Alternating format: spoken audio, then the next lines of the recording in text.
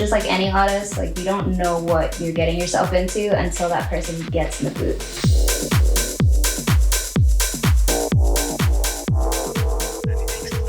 I think your approach and the way you see the world is very on brand with that Triple J generation coming through. So again, everything about rosemotion feels right to me. I met David Caplice back in Brizzy, my hometown. He flew up from Sydney and he was looking for a bunch of artists to manage. He used to manage Jessica Malboy, who is like an incredible vocalist. Guy Sebastian, Vetaborn. Yeah, he was just a real force in the Australian industry. He really took an interest in rosemotion and just what me and Malachi could do together. When David pitched the idea of working with Ceréna, I checked out her music and I was really blown away. Well, you're coming from a very similar kind of place as artists and as people, so I'd really like to encourage a collaboration between the two. Yeah, that sounds dope. I'm pretty stoked.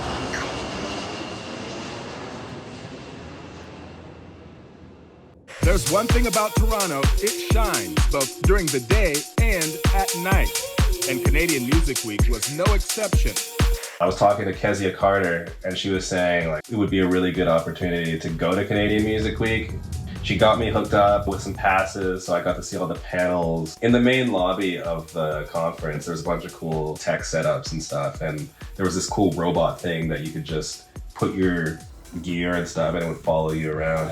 Malachi's found a pet. I got invited to an underground Universal party. It was really exclusive. Zach Zoya was playing. Oh my god, that party was so crazy. It was awesome, just like linking with a bunch of people who I hadn't seen in a long time. Lots of people there to meet. It's like meeting people who like managed Justin Bieber and like his team. So that was like pretty surreal. Overall, it was just a really cool week of connecting and creating.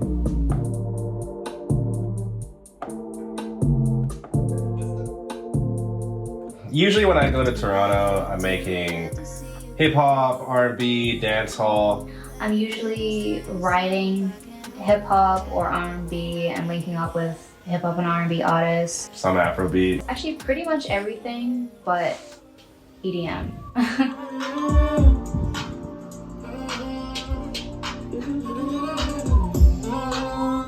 The night before Ceréna session, we were working with the NB&G boys. Actually a song with King of Hearts, who also works at the studio. And yeah, we were getting lit. Oh my gosh. Bottles, blunts. You know, we're in Canada, so we were obviously smoking heavy, getting a little litty, you know what I'm saying?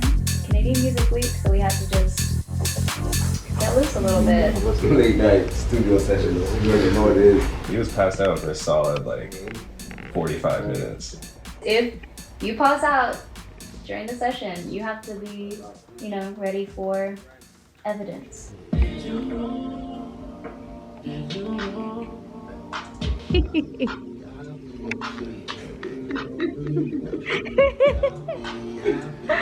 I've got all the evidence right now.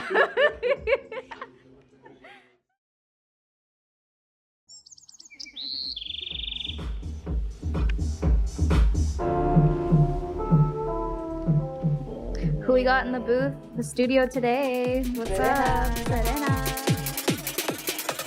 My name is Ceréna. Not Ceréna or Ceréna, but Ceréna. I didn't really know how it was gonna work with our sound and her sound like together, but yeah, she's an incredible artist.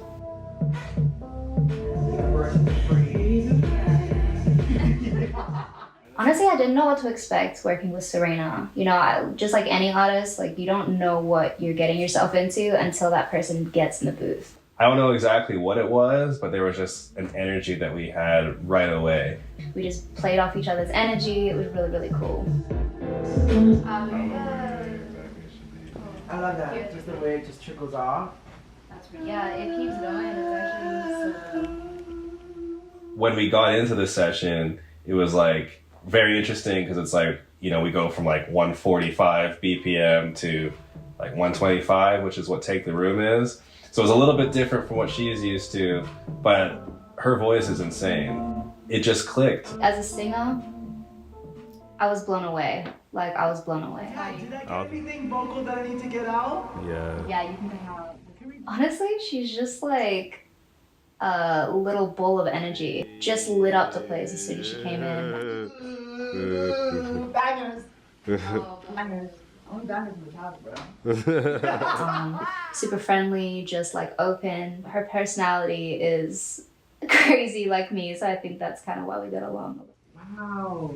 How are we feeling about the session Feeling today? so good. Feeling Yes. so good. I'm so fucking blessed. Same, yo. Yes, thank you so much for coming through. This is right. Ain't the moon. Yeah! I think that's what was different with this session is that the music, it was why we were all there. It wasn't for ourselves. We were all there to make a beautiful song together. And in my eyes, we made a masterpiece. You know that scene in Romeo and Juliet where they're looking through the fish tank at each other, and it's such a like moment that they share. That's like all I could imagine when I was like listening to this, which I think definitely translated in Take the Room.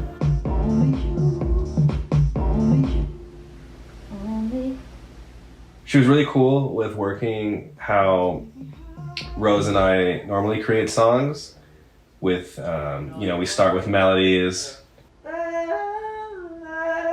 Yeah, but I feel like... and then we kind of talk about what the song's going to be about.